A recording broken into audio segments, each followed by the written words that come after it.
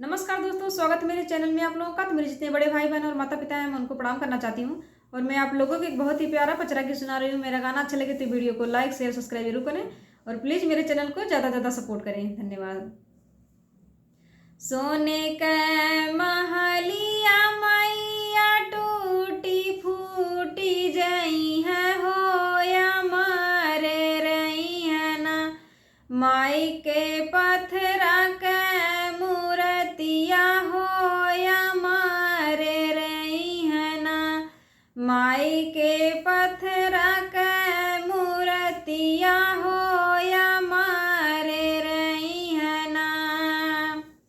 निमिया के पातर डरिया लच लच करे हो झूलत बेरियाना। मैया खूब हरसानी हो झूलत बेरियाना। मैया खूब हरसानी हो झूलत बेरियाना। खोली के केसिया मैया झूलनी झूलनवा हो झूलत बेरियाना। केसिया भुइया लहराले हो झूलत बेरियाना।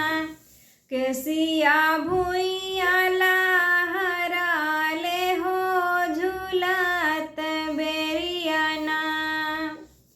झूलत झूलत माई के लागली पियसिया हो झूलत बेरियाना।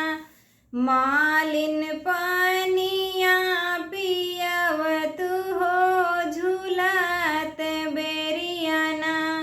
मालिन पानिया पियवत हो झूलत बेरियाना। जैसे जैसे मालिन तू हम जुड़वलू हो कि वैसे वैसना।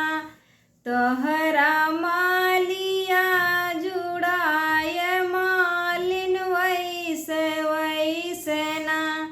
तोहरा मालिया जुड़ाय मालिन वैसे वैसना। सोने का महलिया मैया टूटी फूटी जई है हो या मारे रही है ना। माई के पत्थरा के मूर्तिया हो या मारे रही है ना। माई के पत्थरा के